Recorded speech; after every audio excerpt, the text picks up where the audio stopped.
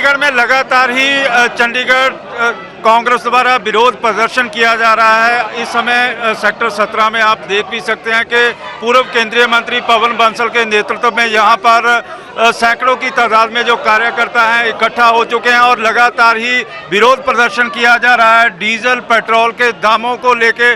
बंसल साहब, क्या कहेंगे कि इस समय जो डीजल और पेट्रोल के दाम है लगातार ही आसमान भी छू रहे हैं और कांग्रेस इतनी देर बाद क्यों सड़कों पे उतरी? आज का माहौल जो है इसमें तो आप उम्मीद नहीं से ज़्यादा कर सकते।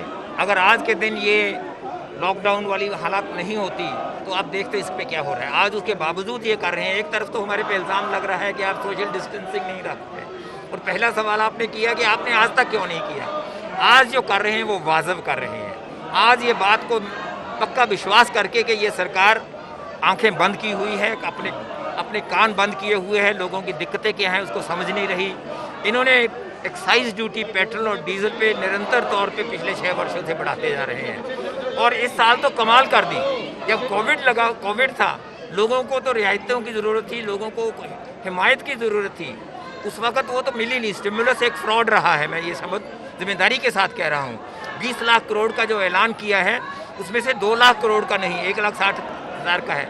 लेकिन जो इन्होंने इसी वर्ष में डीजल और पेट्रोल पे एक्साइज ड्यूटी बढ़ा के मार्च और मई में जो पैसा लिए 10 रुपये और 13 रुपये सीधे बढ़ा के उसके साथ 2 लाख करोड़ रुपये एक्स्ट्रा बना रहे हैं। बंसल साहब, बैरल के जो दाम थे कच्चे तेल के लगातार ही वर्ल्ड वाइड कम होते जा रहे हैं, लेकिन जिस तरह से हिंदुस्तान है, हिंदुस्तान में पिछले कई दिनों से हम देख रहे हैं कि लगातार छोटे छोटे मूल्यों के ऊपर जो दाम है वो लगातार बढ़ते ही चले जा रहे हैं। एक्चुअली तो ये इतने कम हो गए थे कि ज़ीरो हो गया था।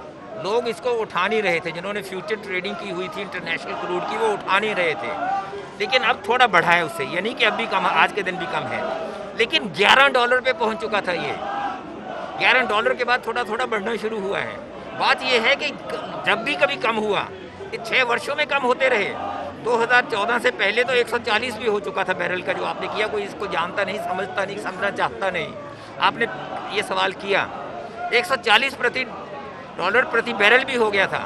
वो कम होके 11 रह गया था, 11.5 इस साल।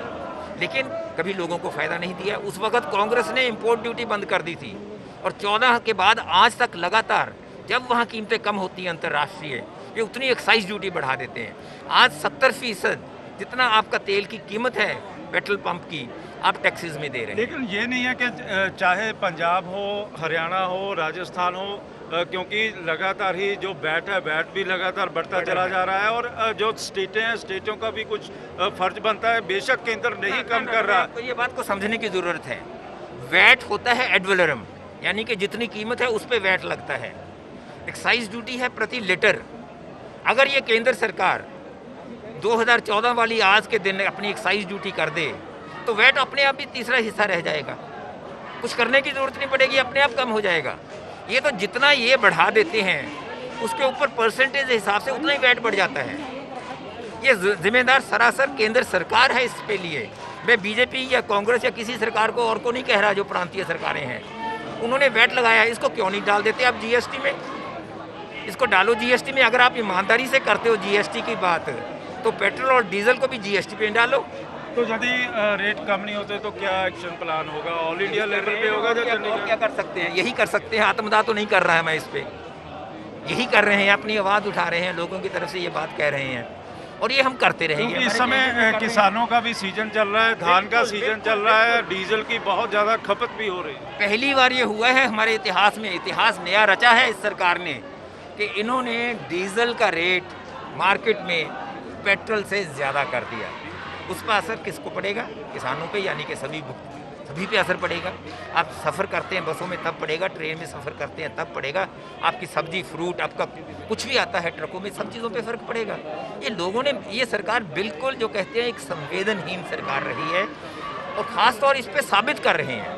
और ये उस वक्त और ज़्यादा कर दिया जब श्री रविशंकर प्रसाद जी ने, इनके बहुत माने जाने मंत्री हैं, उन्होंने कहा सरकार इस पे कुछ नहीं कर सकती। सीधा जवाब पेट्रोल। ये थे पवन बंसल जो बता रहे थे कि आने वाले समय में कांग्रेस की स्ट्रेटजी किस तरह से होगी, और क्योंकि जो डीजल के रेट हैं वो लगातार बढ़ते चले जा रहे हैं, और इसी के कारण महंगाई की मार भी आने वाले समय में और तेज हो सकती है।